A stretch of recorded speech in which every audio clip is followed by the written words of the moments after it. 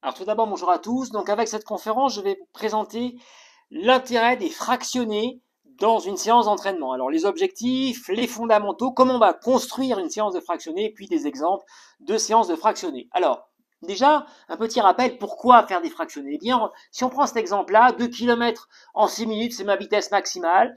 Eh bien, imaginons que maintenant, je fractionne en 15 fois 200 mètres sur cette allure-là, précisément des 2 km en 6 minutes, donc en 36 secondes chaque 200 mètres, eh bien, je me rends compte qu'en réalité, je n'aurais pas fait 2 km à cette allure-là, mais 3 km. Ce qui veut dire l'intérêt des fractionnés, c'est-à-dire d'allonger le temps d'un haut niveau d'intensité sur un effort. Alors, les objectifs des fractionnés, la plus grande trois familles, on va dire. Première famille des fractionnés, c'est un travail autour de la ventilation, de l'oxygénation, autour des notions notamment du VO2 max, qui est donc le plus haut niveau volume d'oxygène que vous pouvez capter par unité de temps. En général, on le tient 5 minutes au maximum. Et puis, des séances également de cinétique de VO2 où là, on va rechercher progressivement à aller capter, recruter le plus haut niveau possible d'oxygène et de le maintenir dans la durée. Autre famille d'objectifs, qui est un travail autour de l'allure. On va essayer de chercher à maîtriser une allure à travers des fractionnés, à travailler cette allure. Par exemple, des pourcentages autour de la VMA. La VMA qui est la vitesse maximale aérobie qui correspond précisément à cette vitesse que l'on peut tenir 5 minutes à 100 VO2 max. Puis des séances autour du seuil 2, je vais y revenir. Troisième grande famille d'objectifs, c'est autour du travail purement musculaire pour rechercher à mobiliser le plus de fibres musculaires, les travails autour de l'endurance de force, l'endurance musculaire et les travails autour de la casse de fibres, qui est donc des séances où on va essayer de renforcer les fibres musculaires. Je vais y revenir également. Alors, les variables d'ajustement des fractionnés, évidemment, on pense toujours à la durée. Et on est toujours sur cette fameuse sempiternelle fractionné long, fractionné court. Vous verrez que c'est un peu plus compliqué que ça, que la notion est un peu poussiéreuse maintenant. Et puis, on va travailler également sur l'intensité des fractionnés, le choix des fractionnés. Et puis, très important, eh bien, cette notion du contre-effort, c'est-à-dire du temps de récupération entre les fractionnés, à la fois quelle durée on va mettre dans ces contre-efforts et quelle intensité on va mettre pendant ces temps de relâchement. Et puis, une autre variable qui sont évidemment le choix du profil des terrains, je pense notamment pour vous les trailers ou pour les cyclistes, et puis le nombre de séries qui lui va dépendre évidemment de votre niveau de préparation. Alors, rappel sur ces fameuses zones d'intensité qui vont être déterminantes pour choisir eh bien, ce qu'on veut comme niveau d'intensité pendant ces fractionnés. Alors, ceux qui connaissent mes conférences connaissent ce slide. Donc là, il y a un élément fondamental qui est la notion d'échange gazeux, c'est-à-dire la capacité d'oxygène que l'on peut récupérer et en conséquence également par rapport à l'effort, le gaz carbonique rejeté. Et là, il y a deux seuils très importants à retenir. Le seuil 1 qui correspond à 75% de la fréquence cardiaque maximale, où là, eh bien, il commence à y avoir une petite dette d'oxygène. Avant, on est dans une situation de stabilité. Là, je vous ai montré la courbe des lactates. Et les lactates, contrairement à ce qu'on dit parfois, ce ne sont pas les déchets. C'est l'organisme produit des lactates pendant un effort. Mais en dessous du seuil 1, eh bien, il y a une stabilité. Les lactates sont pris, récupérés par l'oxygène, synthétisés dans la forme des sucres stockés dans l'organisme qu'on appelle le glycogène. Vous voyez, donc les lactates, eh bien, sont en quelque sorte stockés en forme de carburant. Et puis, lorsque le seuil 1 commence, eh bien là, il y a une petite dette d'oxygène et les lactates commencent à s'accumuler. Ils ne peuvent pas tous être synthétisés en glycogène et ils vont commencer un peu à perturber le fonctionnement de nos muscles. Puis on arrive au niveau du seuil 2 où là, eh bien, 90% de la fréquence cardiaque maximale.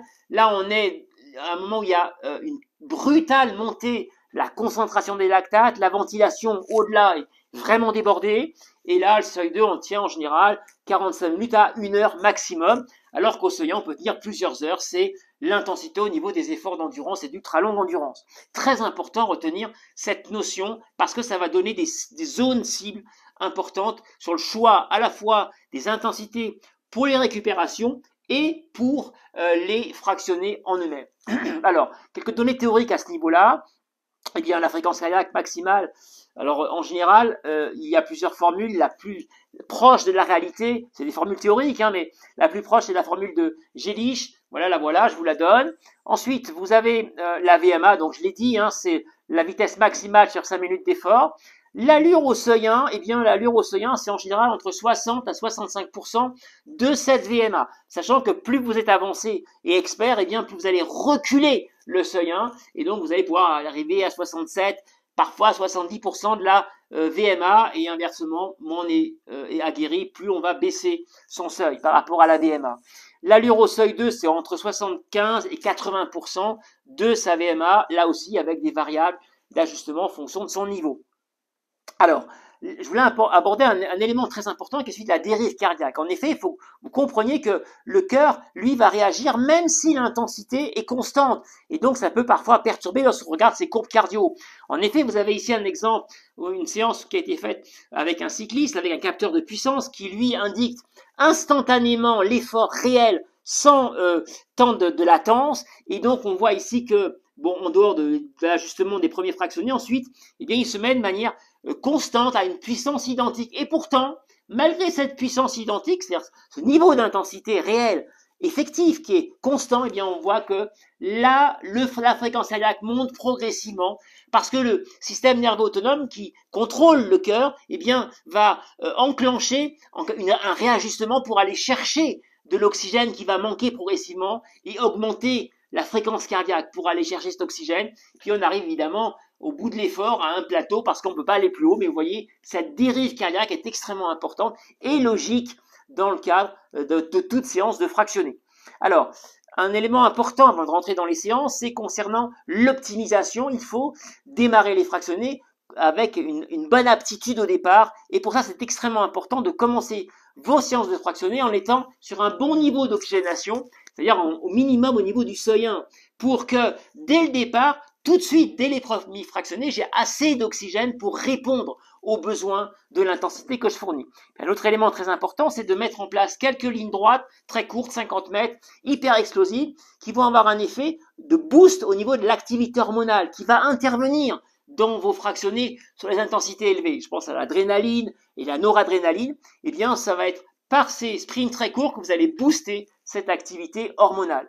Et vous voyez que donc derrière, très très vite, on va pouvoir soutenir un effort intense. Inversement, lorsqu'on ne le fait pas, voilà une séance, eh bien l'athlète est resté bien en dessous de son seuil 1, n'a pas fait les séances de débridage au niveau du boost hormonal, et bien vous voyez que les deux premiers fractionnés, ben ils sont poussifs et qu'il faut attendre uniquement le troisième pour travailler correctement. Ce qui veut dire que les deux ne sont pas optimisés, c'est un peu dommage.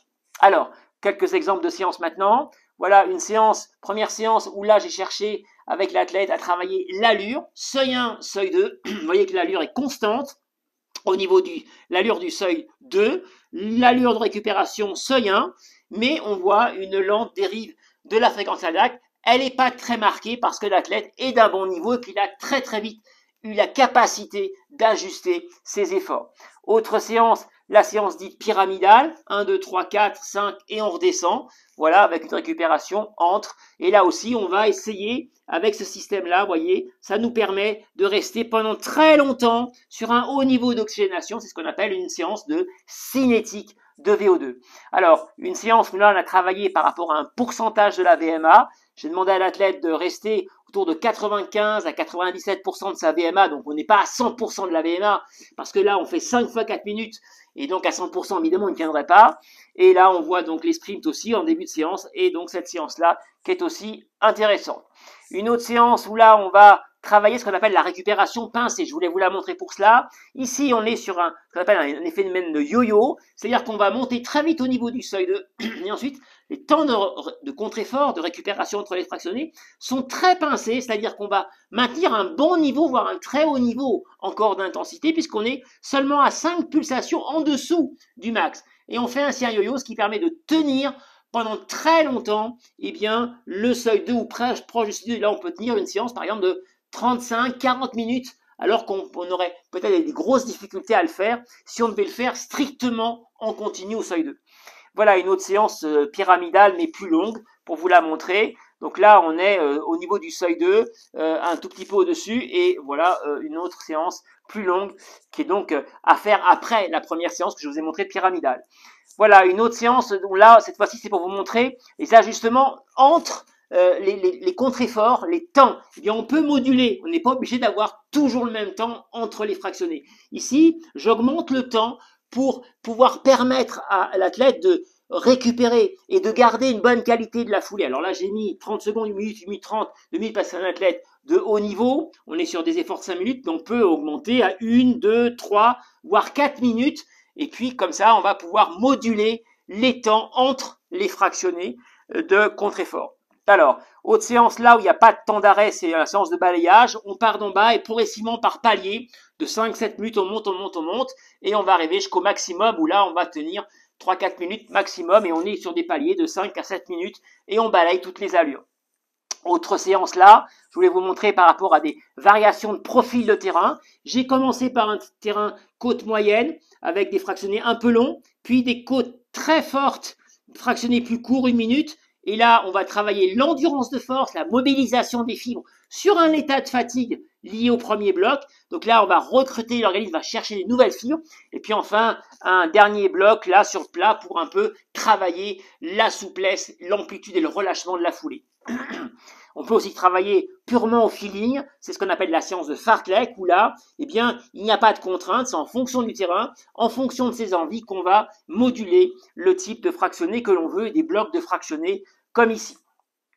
Alors maintenant, des séances d'endurance de force couplées à des séances d'oxygénation, des séances combinées. Une première partie, on a travaillé ici l'oxygénation sur un très haut temps de durée, c'est un tempo, là on est sur 35 minutes en continu au seuil 2, puis un temps de relâchement au niveau du seuil 1 pour régénérer un peu tout l'organisme et repartir sur une séance que j'appelle le hamster, où là on est sur une très forte côte, 15-15, vous voyez ça permet de remonter très vite, quand même au niveau du seuil 2, mais là on travaille sur la fibre musculaire puisqu'on est fatigué et donc là on va recruter des nouvelles fibres musculaires. Donc une séance combinée. On peut avoir la même chose ici en ajoutant la case de fibres.